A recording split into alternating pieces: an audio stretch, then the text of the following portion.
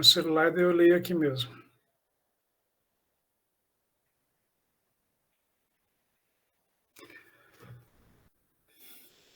Vamos ver.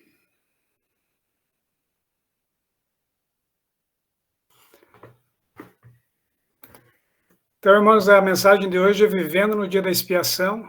É uma mensagem muito importante para todos nós que estamos vivendo no fim dos tempos agora, nos últimos dias da história dessa terra, na breve volta em nosso Senhor Jesus Cristo. Eu sempre falo, né, que a Bíblia Sagrada não é um livro de histórias, é um livro da palavra de Deus vivo, né? Ele se aplica à nossa vida, ele é a palavra que tem poder para transformar a nossa vida. Então, quando nós lemos a Bíblia, estudamos a Bíblia, nós devemos ter esse pensamento, que nós temos que saber que essa palavra que transformou vidas lá no Velho Testamento, no Novo Testamento, que teve conversões verdadeiras, que deu santificação, vitória sobre o pecado para as pessoas, que deu realmente uma perfeição em Cristo Jesus, é uma palavra que ela tem validade ainda hoje, ela continua valendo. Hoje, se nós temos vida na Terra, porque essa palavra continua valendo, né?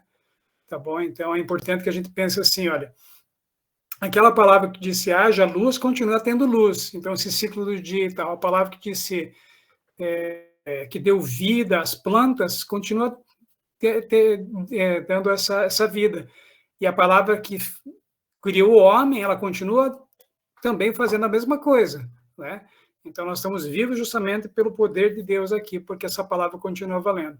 Então, essa palavra sagrada aqui que nós vamos abrir hoje, né, da Bíblia, ela tem poder para transformar a nossa vida. Se nós formos, por exemplo, hoje, olha, vamos ver aqui, abrir as nossas Bíblias, abram suas Bíblias, por favor, em Levítico, capítulo 16, e vamos ler só 2 versículos aqui. Levítico, capítulo 16, versículos 29 e 30. Por favor, abram suas Bíblias e vamos estudar juntos aqui. Levítico, capítulo 16, versículo 29 e 30. Diz assim, ó, isso vos será por estatuto perpétuo. No 7º dia, aos 10 dias do mês, afligireis a vossa alma e nenhuma obra fareis, nem o natural, nem o estrangeiro que peregrina entre vós. Versículo 30. Porque naquele dia se fará expiação por vós para purificar-vos, e sereis purificados de todos os vossos pecados perante o Senhor. Olha só que 2 versículos poderosos, maravilhosos. E a palavra de Deus toda, ela é mandamentos, não é verdade? Tudo é mandamento aqui, né? A gente vê que Deus, quando ele fala, é um mandamento, né? Então, quando ele diz assim, no versículo 29, será um estatuto perpétuo, é para sempre. O que é importante, é tipo e antítipo. Você tem a festa na hora das expiações, ali o dia da expiação, né? Tipo, e o antítipo disso é o dia que nós estamos vivendo hoje. Ó. Então, afligirei, o que nós devemos fazer hoje? O que a Bíblia diz que nós devemos fazer hoje nesse dia da expiação antitípico? Afligir a nossa alma. E nenhuma obra fareis, quer dizer, nesse sentido ali, você está ali num Shabá, né? Está ali afligindo a tua alma. Nem o natural, nem o estrangeiro que peregrina entre vós. Porque naquele dia se fará expiação. A gente vai ver o que significa essa palavra expiação, que vai ser muito importante para nós entender o que é expiação. Para purificar-vos. Continua valendo, estatuto perpétuo. E sereis purificados do quê? De todos os vossos pecados. E isso me dá esperança, porque é Deus que nos purifica dos pecados e de todos. Então, como que era esse dia da expiação, o grande dia da expiação, era o único dia que era um dia que eles não podiam o quê? Pecar, porque era um dia que eles estavam tendo os pecados purificados, naquele dia, né? Era para purificar os pecados. Então, nós estamos vivendo esse grande dia da expiação. Hoje, no século XXI, olha o que diz aqui. O que é expiação? É purificação de crimes ou faltas cometidas, que Jesus está purificando hoje, né? Nós estamos purificando. E chamava também o Yom Kippur, que nós já sabemos que é uma locução hebraica de Yom, Dia significa Yom, significa dia, e Kippur, expiação ou reparação. Olha que importante isso. Então, Yom Kippur é o dia do quê? Da expiação ou da reparação. Era um dia santo do calendário judaico, que celebra o quê? O arrependimento, a expiação e o pecado, e o perdão dos pecados. Então, olha que importante. Um dia santo do calendário hebraico, que celebra arrependimento, expiação e perdão dos pecados. Então, nós sabemos que tem uma sequência ali, arrependimento, expiação e perdão. Tá? Então, nós devemos nos arrepender, nos humilhar diante de Deus. Naquele dia, eles estavam se humilhando diante de Deus. E o que é se humilhar diante de Deus? É justamente reconhecer que nós somos pecadores, que não tem nenhuma justiça em nós, que nós precisamos de Cristo a cada segundo, nós precisamos recorrer a Jesus e falar: Senhor, eu sou um miserável no pecador, Senhor, me ajuda sempre, Senhor, nas minhas tentações, e o Senhor sabe quais são. Examina o meu coração, examina como que está, Senhor, e confessar os nossos pecados, se arrepender. E o que é o real arrependimento? É o abandono desses pecados. Nós estamos vivendo esse grande dia da expiação. Estamos bem no fim do tempo do fim, na última pontinha da última unha do pé da estátua, e nós sabemos o que isso quer dizer. Nós estamos vendo todos os eventos aí ao nosso redor acontecendo, dentro, fora da igreja. Nós vemos essas coisas terríveis acontecendo no mundo. Então, como que nós temos que estar diante de Deus, nos humilhando, e a gente volta até a Bíblia e diz justamente isso, o dia da expiação: afligireis a vossa alma, afligir a alma. Né? E depois fala que nós devemos ter todos esses pecados purificados, mas para isso nós temos que seguir aquela sequência: arrependimento, aí vem a expiação e o perdão. Mas tem uma passagem maravilhosa aqui no Grande Conflito, página 481, que a serva de Deus, ela diz o seguinte, olha só: no cerimonial típico, somente os que tinham vindo perante Deus com confissão e arrependimento, olha, preste atenção, e cujos pecados, por meio do sangue da oferta para o pecado, eram transferidos para o santuário, é que tinham parte na cerimônia do dia da expiação. Olha, para todos nós, meus irmãos, no cerimonial típico, somente os que tinham vindo perante Deus com confissão e arrependimento, e cujos pecados eram transferidos para o santuário, que tinham parte na cerimônia do dia da expiação. Então, novamente, confessar, se arrepender, arrependimento é abandono, e a confissão, ela precisa ser feita detalhes por detalhes, né? E aí, se a gente for em frente, ali, ó, mais uma citação do Espírito Profecia. Patriarcas e Profetas, páginas 312 e 313, diz assim: cada homem deveria afligir sua alma enquanto prosseguia a obra da expiação. Toda a ocupação era posta de lado, e toda a congregação de Israel passava o dia em humilhação, se humilhando, uma humilhação solene perante Deus, com oração, jejum e profundo exame do coração. O que nós devemos fazer hoje, nesse grande dia da expiação? Olha só, afligir a alma, nos humilhar diante de Deus, e aí vem o quê? Oração, jejum, profundo exame do coração, para ver como que nós estamos perante Deus. O Espírito Profecia diz que só há um pecado que não pode ser perdoado, que é o pecado acariciado, ou seja, um pecado que eu tenho lá no fundo do meu coração, que eu estou pecando, acariciando. Então, por que ele não pode ser perdoado? Porque eu não confesso. Eu não me arrependo, não me confesso, eu não confesso, não me arrependo. Então, não tem como ter a purificação do pecado, como falou ali em Levítico, capítulo 16, versículo 30. Porque aquele é um pecado ali acariciado. Então, por isso que eu tenho que fazer um profundo exame do meu coração. Há algum pecado que eu não confessei, ou que está acariciado, que eu ainda estou cometendo? Cada um tem que falar com Deus e ver realmente como que está a sua vida hoje. Outro ponto importante é que humilhação perante o Senhor.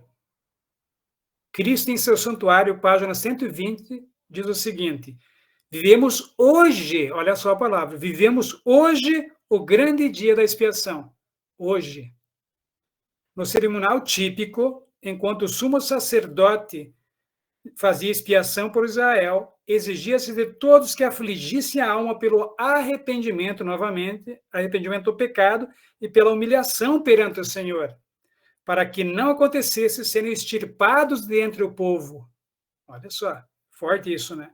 De igual modo, todos quantos desejem, seja seu nome conservado no livro da vida, devem agora, nos poucos dias de graça que restam, que estamos vivendo, afligir a alma diante de Deus, em tristeza pelo pecado. Olha só a palavra, tristeza pelo pecado. Se eu não sinto tristeza pelo pecado, tem alguma coisa errada aí. Eu preciso ter tristeza. Quando eu me arrependo, eu tenho que ter tristeza pelo esse pecado, ter cometido esse pecado.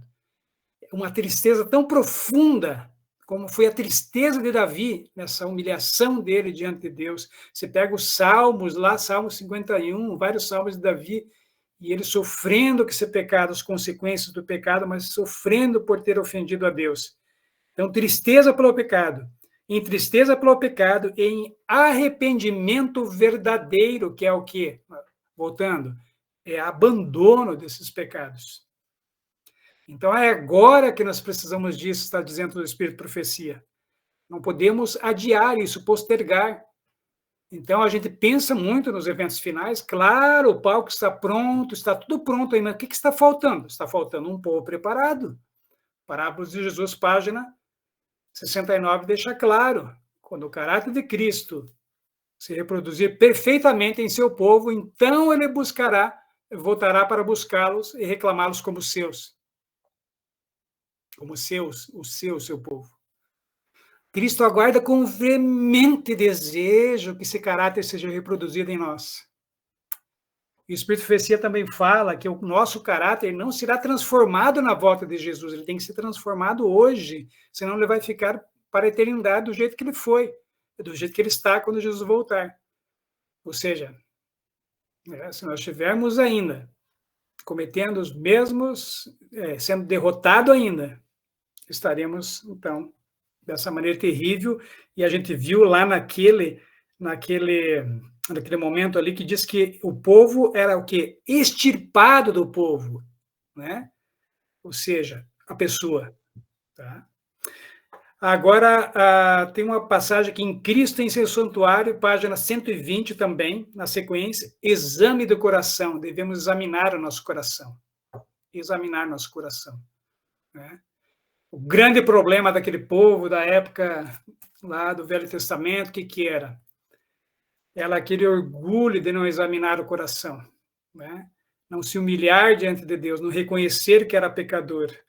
Tem uma passagem bem interessante, acho que é Sermão 8, do Mensagem do Terceiro Anjo, é o Boletim da Conferência Geral de 1893, quando, acho que é Jones que fala em um dos textos lá, uma das pregações, ele diz assim, Jones, né?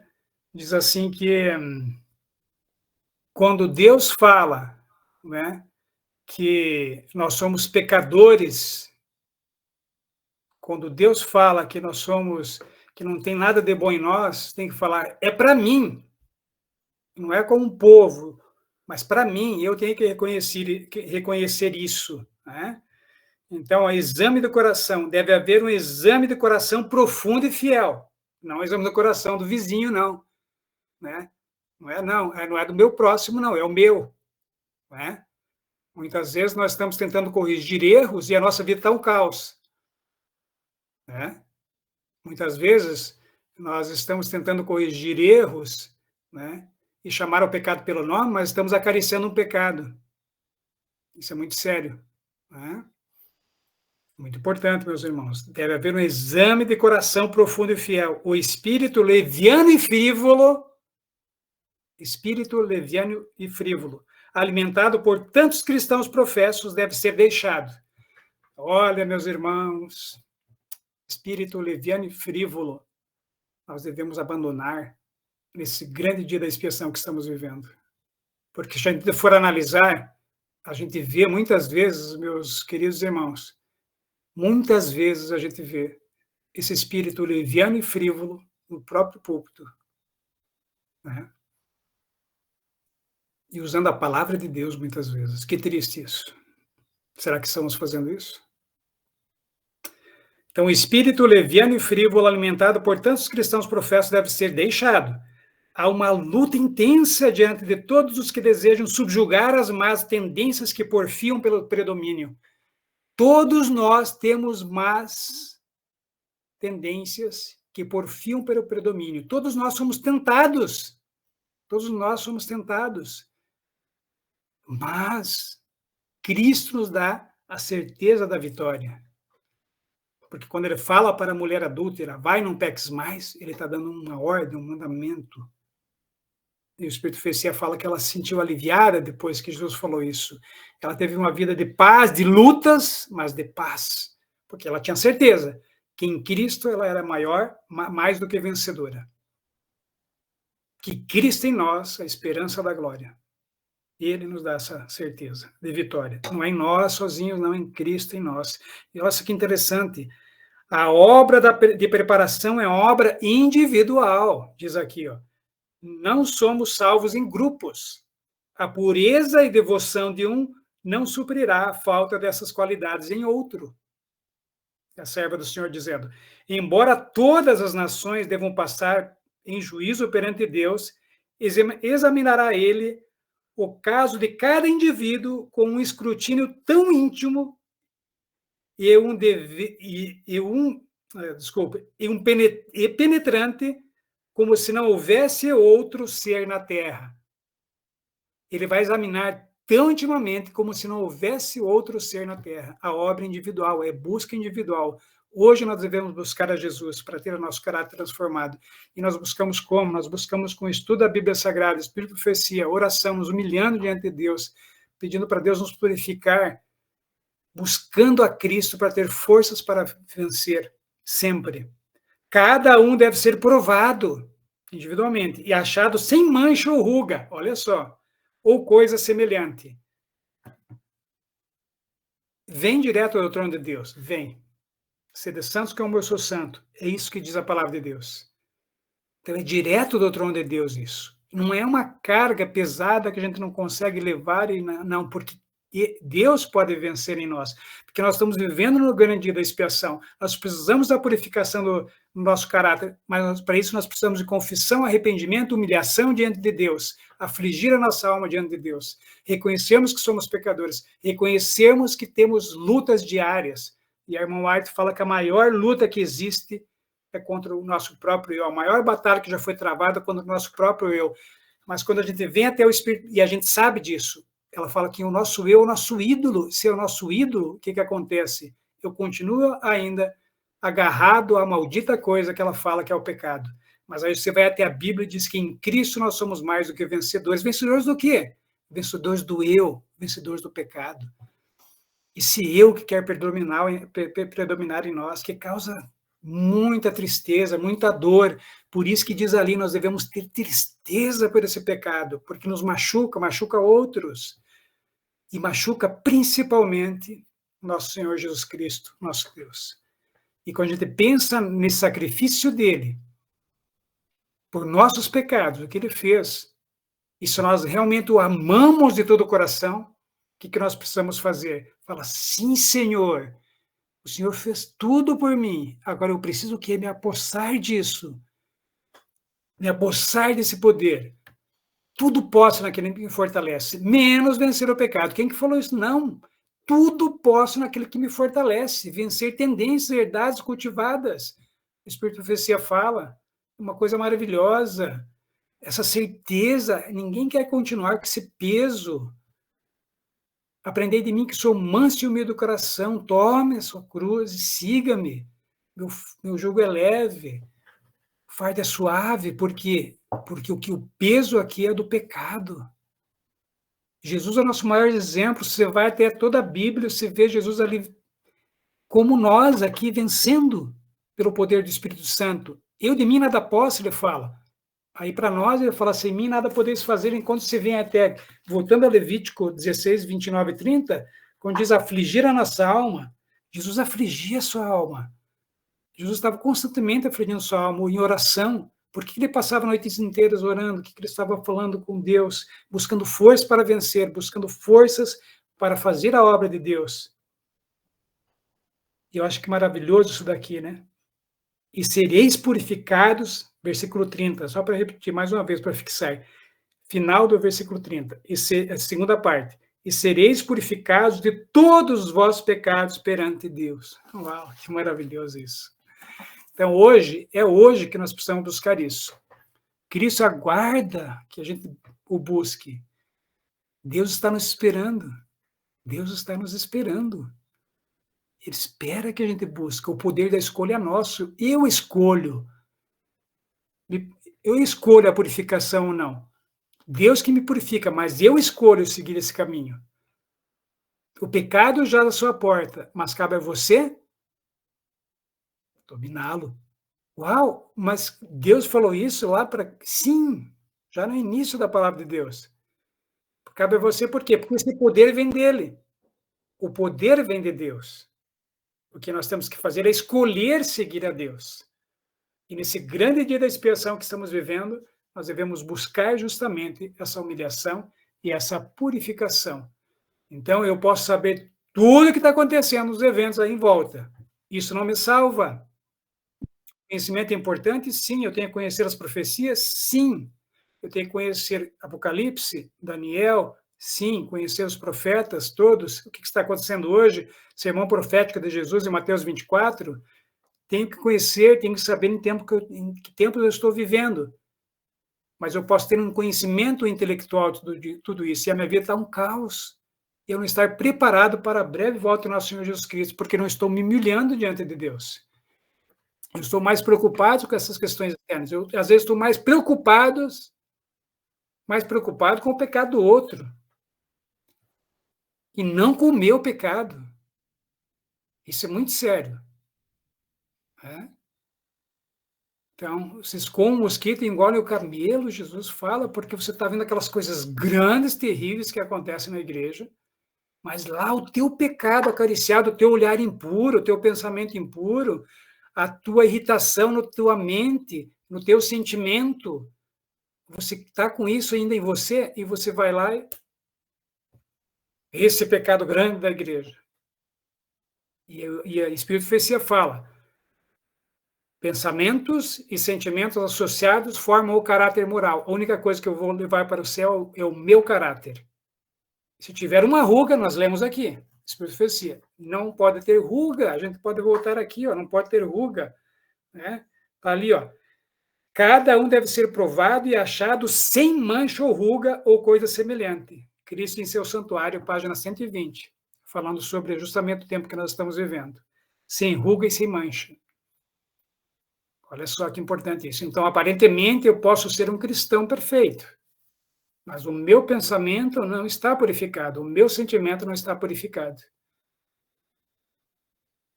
Sabe, irmãos, e quando Deus fala assim, olha, aprendei de mim que sou manso, a palavra começa com manso, manso, manso. Jesus foi manso a vida inteira dele.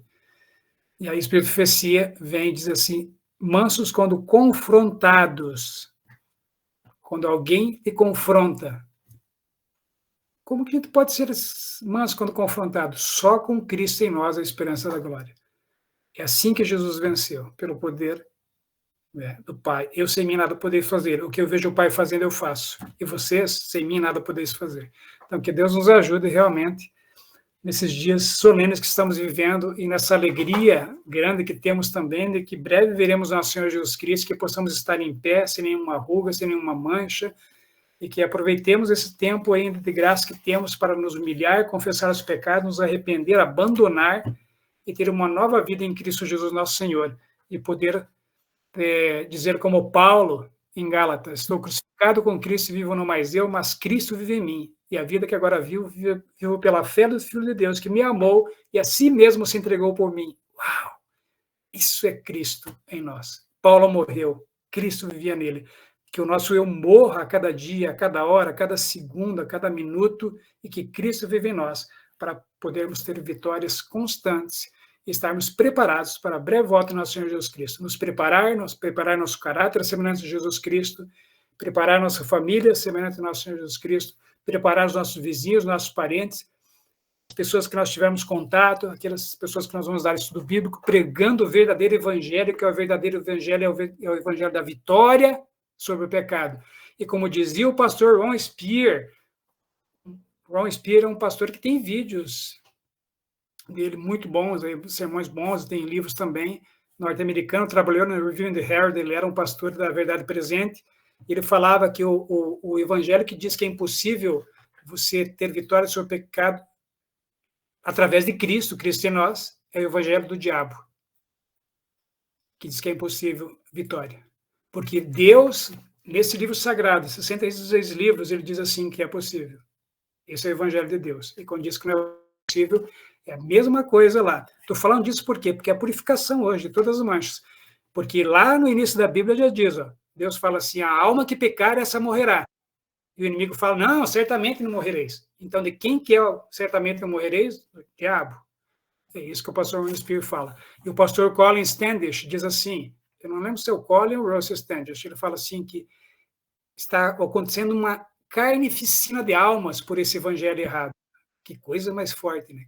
Carnificina de almas. Então, que Deus nos ajude realmente a buscarmos a Deus a cada segundo da nossa vida, para termos nossa vida transformada. Todos nós temos lutas, com certeza. Todos vocês aqui nós temos, mas Cristo pode vencer em nós, se nós realmente o buscarmos de coração, de toda a nossa força, todo o nosso coração, todo o nosso amor. Amar a Jesus, amar a sua volta.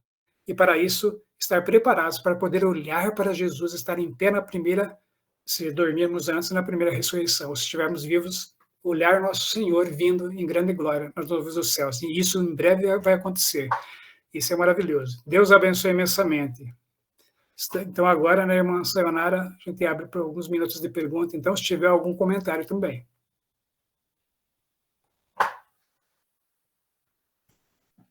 Amém, irmão. Deus seja louvado, né? Que verdadeiramente a gente venha viver essa mensagem, né? Porque é isso que Jesus está esperando, né? Que o seu povo verdadeiramente resplandeça, né? Reflita a vida dele. E que a gente possa sair daqui hoje, né? Com a nossa decisão tomada de não acariciar os nossos pecados, entregar tudo nas mãos de Deus. Então, nesse momento, fica aberto para os irmãos que quiserem comentar, que quiserem tirar suas dúvidas, é só levantar a mãozinha.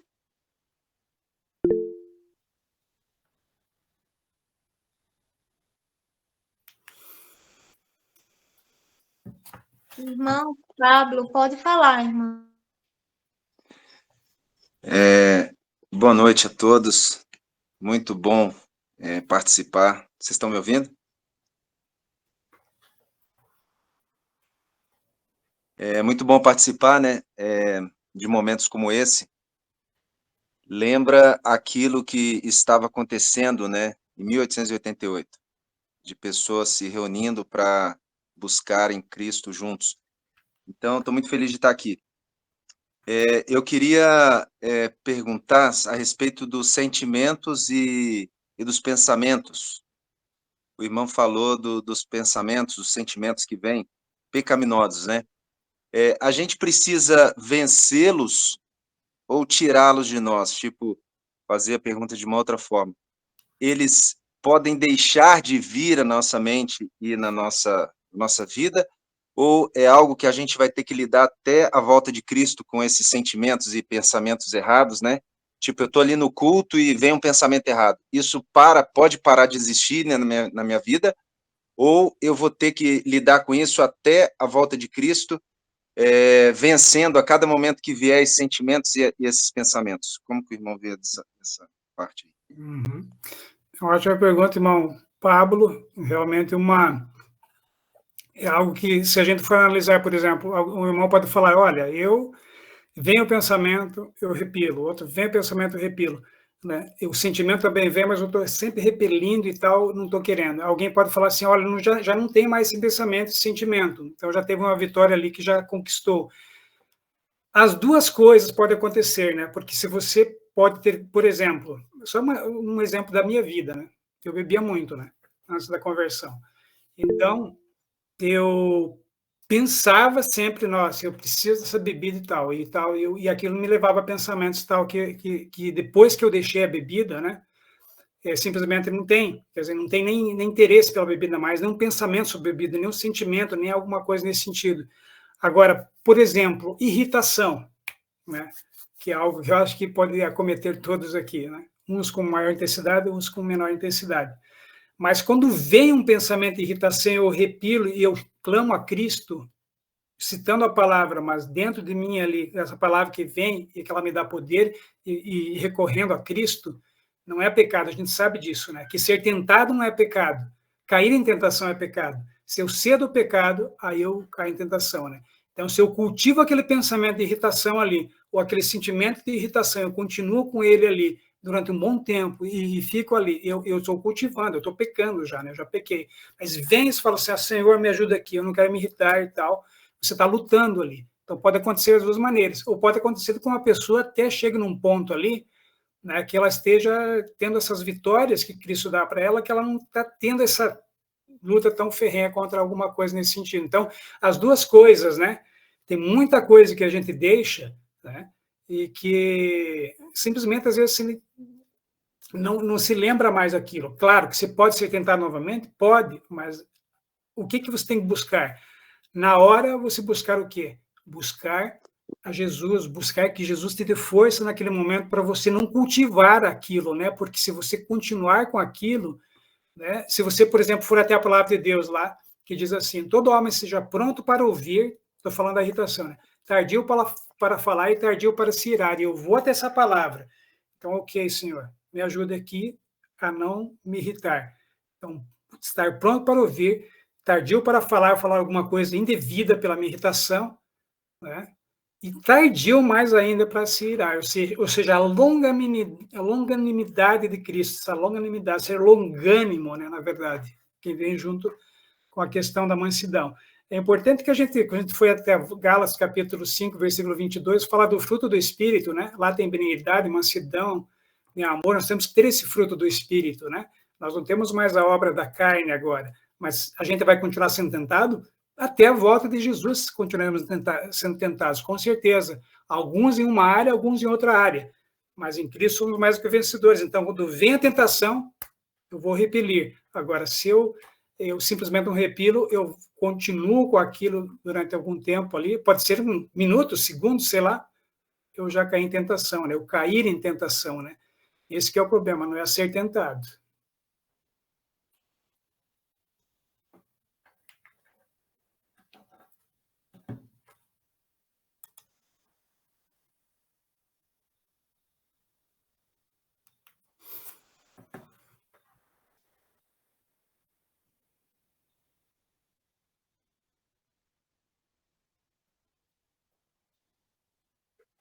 Então, é porque eu quero fazer um complemento da pergunta. Esse sentimento, então, errado, né, que vem, ele não seria um pecado incondicional, né? Aliás, incondicional não, é um pecado, esqueci agora a palavra, inconsciente, porque existem textos na Bíblia, né, que falam que meio que dão a entender que é impossível vencer, tirar o pecado, não vencê-lo, né, mas tirar. Por exemplo, 1 João, né, capítulo 1, verso 8 e 10, fala que aquele que diz estar sem pecado é mentiroso, a minha verdade não está nele. Então, se eu tenho esses sentimentos vindo, como o irmão disse, isso não seria, esses sentimentos que vêm, mesmo sem eu querer, não seria, ao invés de uma tentação somente, não seria já um pecado, mas esqueci agora o nome de novo, que eu não quero, né? Um pecado inconsciente. Involuntário, né? Não seria o pecado involuntário, que Paulo fala assim lá também em Romanos 7, é o bem que quero, se não faço, mas se faço isso, já não sou eu que faço, mas o pecado que habita em mim. Então, ele não coloca culpa nele sobre esse ato errado, e sobre esse sentimento ou pensamento errado, mas ele coloca a culpa no pecado. Não seria isso que ele está dizendo ali? Se você não percebe realmente que esse sentimento, esse pensamento, né, seria algo involuntário. Mas se você percebe realmente que aquilo ali é algo que está desagradando a Deus, aí ele é um pecado, né? Porque na verdade é uma desobediência. Agora, essa questão, né, da vitória sobre o pecado é interessante, né? Se você vai, por exemplo, lá no Espírito de Profecia, mesmo na Bíblia, né? Mas o Espírito de Profecia diz assim que, uma das passagens que eu lembro, diz assim, está uma meditação matinal do Espírito de Profecia, não lembro qual, mas eu posso passar para vocês. Eu tenho 15 páginas ali bem interessantes sobre essa questão da vitória sobre o pecado. Até passei, eu acho, no grupo já. Uma delas é assim, ó: não se assente na poltrona de Satanás, dizendo que é impossível parar de pecar. Então, eu acho interessante, tem uma sequência ali depois. É impossível quando nós olhamos para nós, mas quando nós olhamos para Cristo e Cristo habita em nós, aí ele vence em nós. É interessante isso. Mas quando se fala assim, olha que interessante, né? Que não se assentar na poltrona de Satanás. Interessante isso, né? Porque se a gente fala, não, Senhor, não pode, então, claro que tem essas passagens ali na Bíblia, são importantes, né? Claro. Você vai até, por exemplo, o João vai falar, né? Se caso pecarmos, tem um advogado, e claro, louvado seja Deus por isso. Mas o que Deus sempre nos ordena, né? E nos ordena, porque eu vejo como ordem e como de Deus, é que a gente realmente busque essa santificação, né? É importante, se for lá, por exemplo, quer ver? Ó? Vamos lá em 1 João, capítulo 5, versículo 18. Peguem suas Bíblias em 1 João, capítulo 5, versículo 18. Olha só que interessante aqui. Ó. 1 João, capítulo 5, versículo 18. 1 João, capítulo 5, versículo 18. Diz assim: sabemos que todo aquele que é nascido de Deus não peca. Mas o que é gerado por Deus guarda-se a si mesmo e o maligno não lhe toca. Então é interessante a gente falar aqui, ó. Nunca, jamais nós devemos achar que paramos de pecar. Aí é um ponto-chave. Porque se você pega o livro Santificação do Espírito de Profecia, vai dizer assim, ó, que Daniel, João, nunca arrogaram para si mesmos, mas arrogaram não pecadores. Não, eles se humilhavam diante de Deus. Você vai ter, por exemplo, Daniel, capítulo 9, Daniel diz assim, nós pecamos, nós nos rebelamos contra o Senhor. Por quê? Porque é um povo ali. E porque nós temos essa natureza pecadora e só será transformada quando Jesus voltar. O pecado tem que ser, o caráter tem que ser transformado agora. Às vezes nós confundimos caráter com natureza. Natureza é pecadora, já pecamos. Mas o caráter deve ser transformado, a semelhança do nosso Senhor Jesus Cristo. Então esse versículo eu acho maravilhoso, olha. 1 João capítulo 5, versículo 18. Se você pega uma versão ali que não está correta, por exemplo, ou uma versão da ARA, Almeida Revista Atualizada, vai dizer não vive pecando, está errado. No original é não peca. Inclusive na King James 1611, que eu estou lendo agora, está traduzido corretamente. Sabemos que todo aquele que é nascido de Deus não peca. Mas o que é gerado por Deus, novo nascimento, que Jesus falou para Nicodemos, guarde-se a si mesmo e o maligno não lhe toca. E o 19, e nós sabemos que somos de Deus e que todo mundo jaz no maligno. Importante isso, né? Agora, nunca dizer assim, ó, estou sem pecar, estou tanto dia sem pecar, não sei o que, não, isso não. Agora, Deus está dando vitórias para nós, ok, louvado seja Deus. Tá? Mas Deus nos dá certeza dessa vitória, né? Tá? Isso é muito importante para que a gente realmente entenda esse evangelho maravilhoso que nos dá certeza de que a gente pode realmente, como diz a profecia, tirar essa coisa maligna pelo poder de Deus a cada dia, como o poder de Deus, né? Deixar a coisa maligna.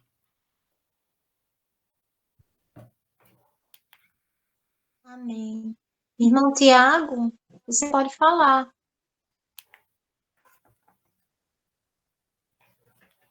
Olá, irmãos, boa noite, tudo bem com os senhores? Os senhores conseguem me ouvir? Bom, é muito bom, né, estar participando também. Quero agradecer por ter essa oportunidade. Eu gostaria de fazer uma contribuição. Quando eu acredito, né, que quando a Ellen White fala que a gente deve saber aprender a chamar o pecado pelo nome, eu acho que não se refere ao pecado das pessoas, né?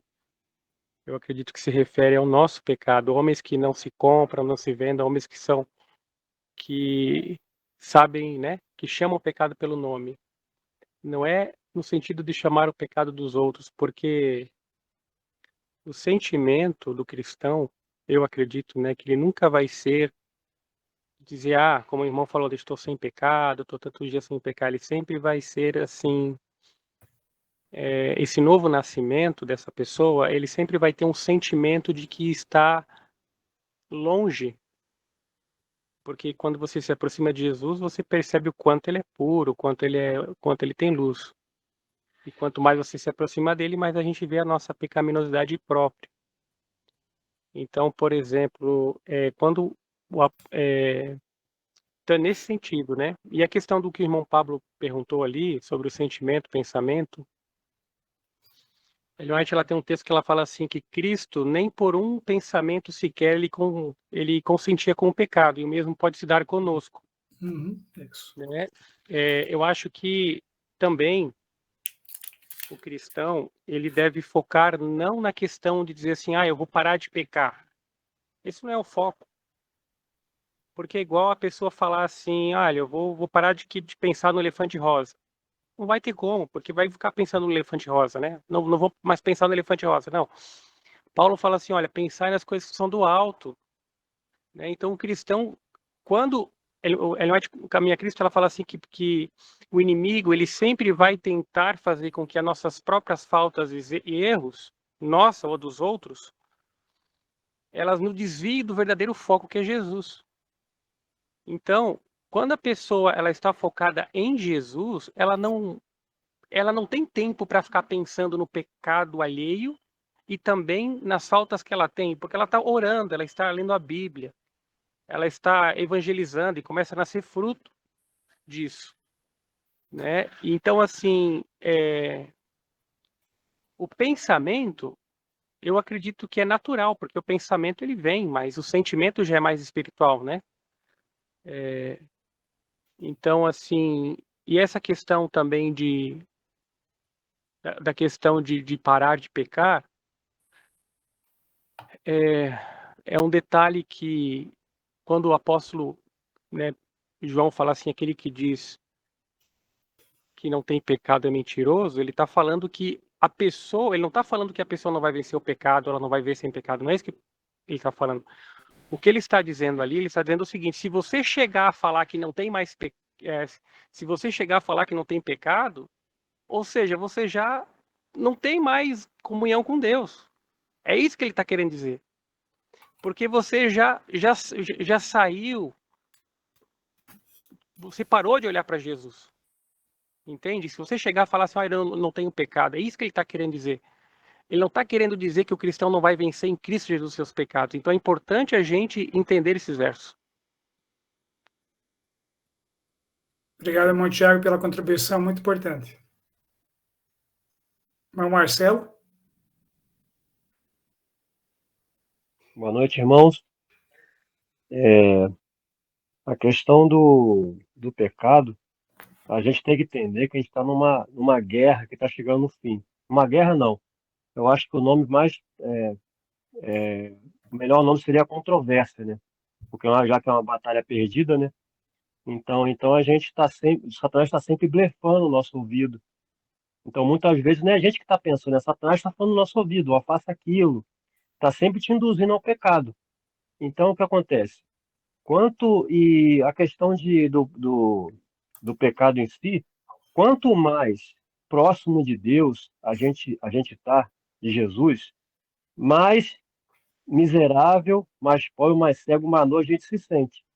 Então, acho que essa menção sobre o pecado que está na Bíblia que o irmão falou, que o irmão leu agora, eu acho que é exatamente isso, né? E quanto mais próximo que a gente está de Deus, mais a gente se sente indigno, mais a gente se sente pecador, mais a gente se sente um nada, entendeu? Então, assim, eu acho a questão das pessoas se acharem perfeitas, né? Porque deveria ser, o que acontece, eles fazem o contrário, né? As pessoas que se acham perfeitas é porque fica olhando os erros dos outros, né? Então, a perfeição que Deus quer que nós sejamos é essa.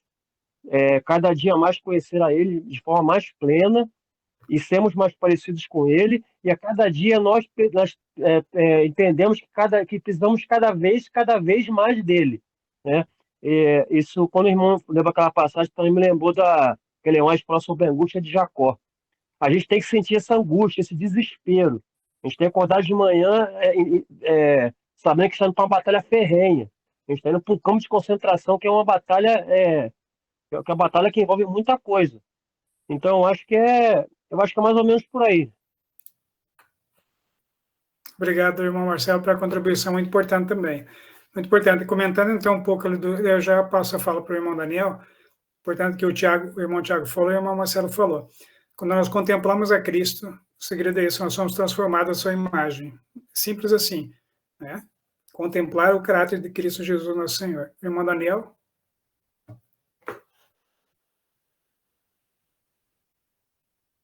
Irmão Daniel, assim. Boa noite, irmãos. Paz e graça seja com todos. Irmão Valdomiro, gostaria de fazer uma pergunta importante. Sim. Relacionada ao que Jesus está fazendo hoje no santuário celestial, né? O irmão leu uma citação aí de Ellen White que fala que nós estamos vivendo no grande dia do quê? Da expiação. Da expiação. Isso. Então a pergunta é o seguinte: Jesus está fazendo expiação com sangue ou sem sangue? Essa seria a minha pergunta, que é importante. Esse é um tema que é pouco falado no meio do povo adventista. Uhum. E tem muita luz sobre isso na Bíblia, no Espírito de Profecia e também nos escritos dos pioneiros. Uhum. Sim. É uma boa pergunta, irmão. Boa pergunta. Um assunto que eu nunca pensei, realmente. Falar a verdade para você, vou ser sincero.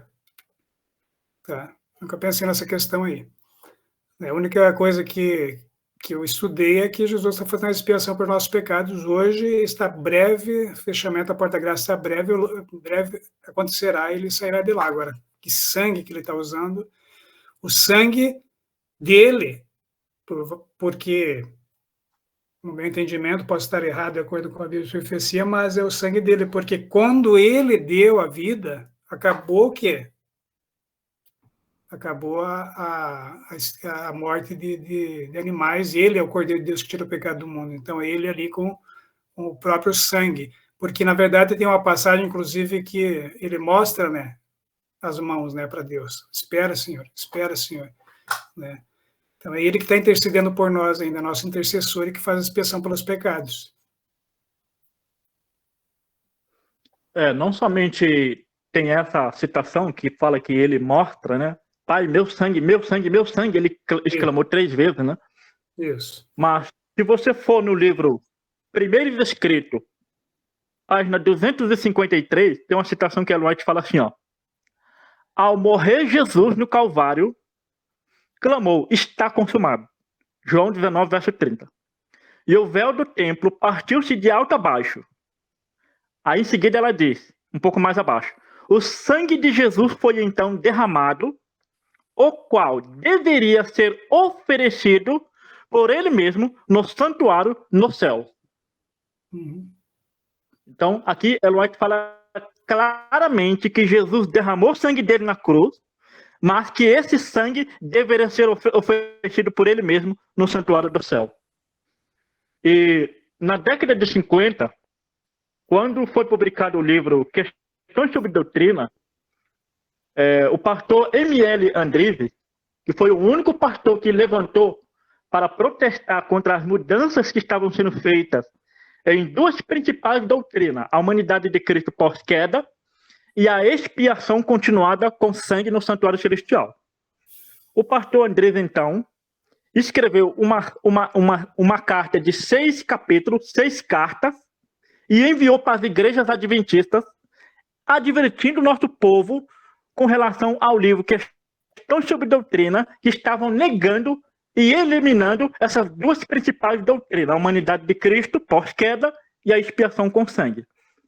No capítulo 6, sobre a expiação, o pastor Andrés ele levanta a seguinte pergunta. Ele fala assim, ó. A morte era inútil, sem a ministração do sangue. Era o sangue que contava. É o sangue que deve ser aplicado, não um ato, ou os benefícios da expiação. Aí, em seguida, ele faz a seguinte pergunta. Estamos ensinando uma expiação sem sangue? Estamos ensinando uma expiação sem sangue? Então, ou seja, o pastor Andrive, ele era uma autoridade que mais conhecia e entendia a respeito do santuário. Tanto é que ele escreveu o livro O Ritual do Santuário, que todos vocês devem conhecer. Então, infelizmente, tem uma citação de Ellen White que ela diz assim, que ela viu uma certa obra sendo realizada, pilar por pilar sendo eliminado. Ela diz, o santuário tinha sido eliminado, a expiação tinha sido eliminada. E isso, irmão, se cumpriu exatamente na década de 50 com a publicação do livro Questão sobre Doutrina. Irmão, eu tenho uma série que eu preparei só sobre esse assunto da expiação continuada com o sangue literal de Cristo no santuário celestial. E esse assunto é pouco falado. E Jesus está ministrando o próprio sangue literal dele no santuário celestial. Então isso é muito importante. Só mais uma citação que está no livro Manuscrito 92, Ellen White fala assim, ó. A intercessão sacerdotal de Cristo em nosso favor está em processo agora no santuário do céu. Aí ela diz assim, com poucos têm verdadeira compreensão de que nosso grande sumo sacerdote apresenta perante o Pai o seu próprio sangue, reivindicando para o pecador que o receba como seu Salvador todas as graças que seu conceito abrange, como recompensa de seu sacrifício. Então, irmãos, é maravilhoso esse tema. O livro Grande Conflito tem uma outra citação que ela diz assim, que a purificação no serviço típico, bem como no real, deveria executar-se com sangue. No primeiro, com sangue de animais. No último, com sangue de Cristo. Aí ela diz, né? O que era feito tipicamente no santuário terrestre será feito na realidade no santuário celestial. Então fica aí essa minha contribuição, que os irmãos possam pesquisar e investigar e que possa ter mais lives falando sobre a questão do santuário, o dia da expiação, o dia de humilhação, de jejum, que é o dia que nós devemos nos humilhar, como o irmão falou. É o dia que Jesus está oferecendo o próprio sangue dele para nos purificar de todo o pecado, como João fala lá em 1 João capítulo 1, versículo 7. Ele diz que o sangue de Jesus Cristo nos purifica de todo o pecado. Amém. Deus abençoe a todos. Amém. Muito obrigado pela contribuição, irmão Daniel, ótimo. Tem uma pergunta aqui também da irmã, escrita, né, da irmã Janaína Santos. Ela perguntou assim, gostaria de saber por que da influência de jesuítas na igreja e o que significa isso. Bom, vou responder, não eu, mas vou responder com uma fala do pastor Ralph Larson. Acho que vocês devem conhecer o pastor Ralph Larson. Até comentar antes um pouco, irmão Daniel. Tem 2 livros que eu traduzi para o IAG, que um é Conferência dos 50 anos de Questões sobre Doutrina, e o outro é A Teologia de Questões sobre Doutrina. São livros maravilhosos. Eu espero que o IAG ele publique logo, né? Tá bom? Mas lá explica muito bem essa questão do livro Questões sobre Doutrina, né? E menciona muito o pastor André, assim, né? Esses 2 livros foram escritos pelos irmãos Standish, Colin e Russell Standish. Importante que a gente leia também depois que for publicado. E também leia o Ritual do Santuário do André, assim, maravilhoso. Então, irmã, questão dos jesuítas, irmã Janaína. O Ralph Larson foi um pastor PhD em teologia americano que escreveu o livro O Verbo se fez carne, publicado pelo canal Lembra-te, um livro maravilhoso sobre a natureza pós-lapsariana de Cristo, com 1.200 citações, que ele usa lá 400 citações do Espírito de Profecia e 800 de teólogos, adventistas, historiadores, pioneiros e tal, provando que Jesus veio com a natureza pós-lapsariana. Bom, o pastor Ralph Larson, em 1945, quando ele estava fazendo teologia, jovenzinho, ele já faleceu, né?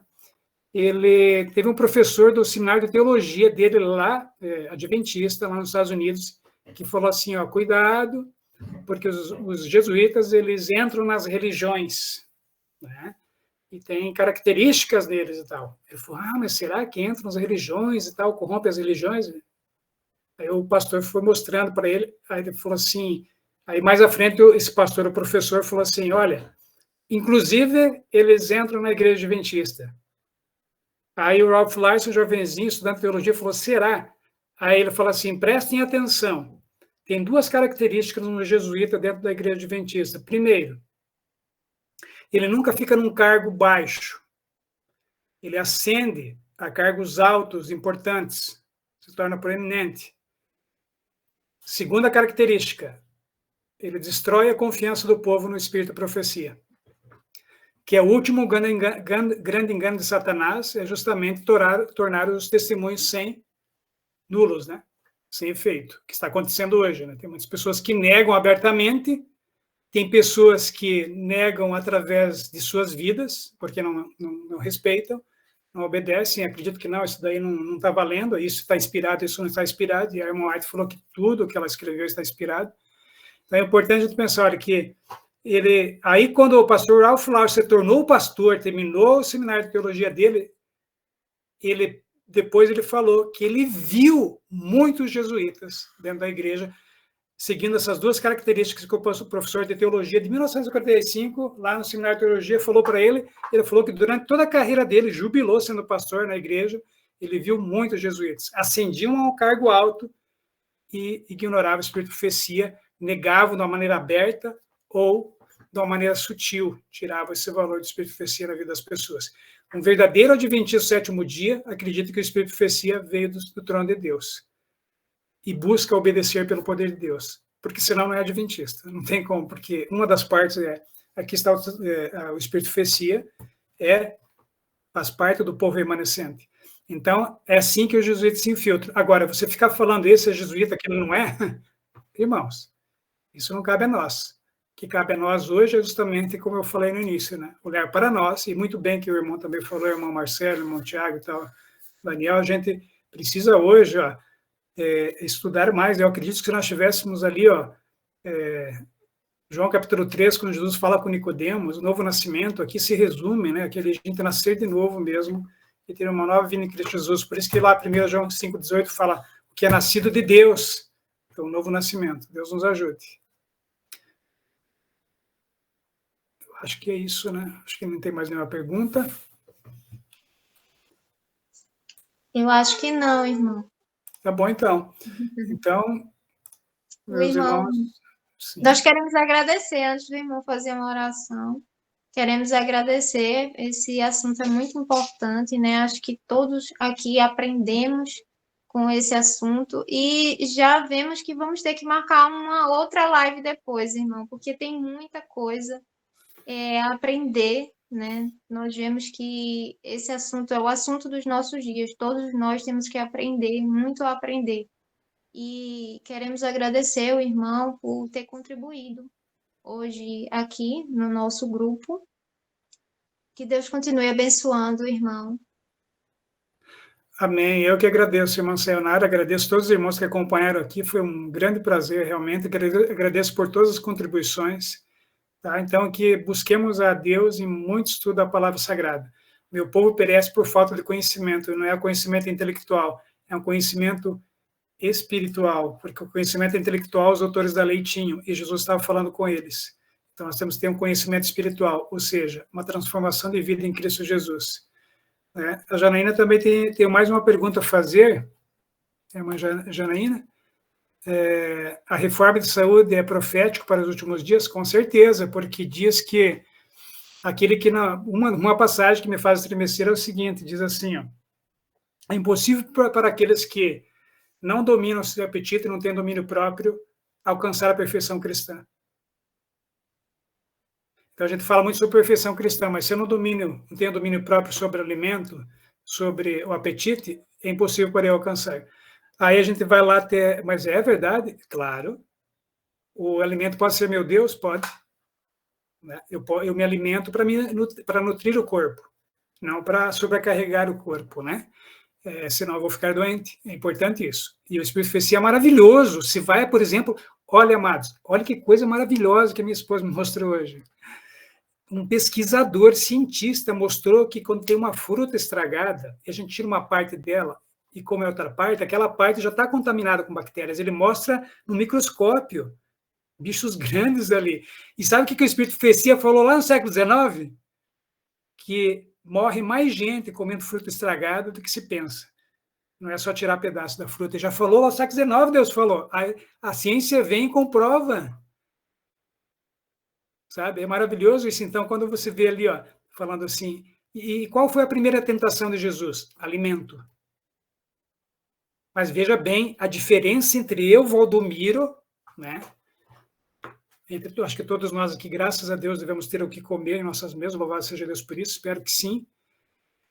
E Jesus, que ficou 40 dias sem comer, e é tentado pelo próprio Satanás, cara a cara. E ele venceu aonde Adão caiu, o Espírito de Profecia fala. No comer a maçã, comer o fruto proibido daquela árvore. Então, Deus é maravilhoso porque por que Deus pedia para fazer jejum? Porque para aquelas pessoas quando estavam numa crise aqui na Bíblia Sagrada, fala, ó, jejuem, fala para nós jejuarmos hoje no grande dia da expiação, porque a nossa mente fica mais limpa, mais clara, a gente não precisa ficar 40 dias sem comer.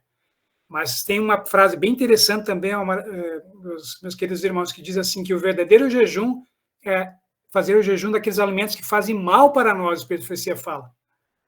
Olha, então pode ser um jejum constante, porque deixei aquelas coisas que fazem mal para mim. Maravilhoso isso, né? Então, sim, é importante, sim, é inspirado por Deus, irmã Janaína, né? É para o povo aqui agora no fim dos tempos, com certeza, né? A gente só tem que ter o cuidado, é claro, de estudar bem o Espírito de Profecia, bem conselho sobre o regime alimentar, medicina e salvação, ciência do bom viver, esses livros maravilhosos, conselho sobre saúde, que vai mostrar justamente ali o que Deus quer para nós, para a nossa alimentação. Por que Deus quer isso? Porque a gente tem uma mente limpa, porque é o tipo fim agora, para entender a palavra de Deus, e a saúde vem como bônus. Vem como bônus. Hoje se fala, por exemplo, em jejum intermitente. A irmã White falava assim, ó, eu não vou entrar nessa questão da alimentação, mas vamos em frente. Só um comentário aqui da irmã Ana Paula, não só ficar doente, mas nos alimentamos por prazer. O prazer de Cristo era se alimentar da palavra. O prazer ter sido o grande inimigo da alimentação, é verdade. Isso mesmo, o apetite, né, desenfreado, né, irmã? Com certeza. Deus muda as nossas papilas gustativas. Então, quando a gente vai mudando, Deus vai tirando aquele gosto e tal, e quando você não gosta mais daquilo, isso é maravilhoso. Isso só faz bem para a nossa saúde, muito importante. Sim, nós vamos ter prazer na alimentação saudável, transforma, com certeza. Você vai ter prazer em comer uma maçã, por exemplo, e você tinha prazer em comer, sei lá, cachorro quente. Agora você tem prazer em comer uma maçã, né? Isso é maravilhoso.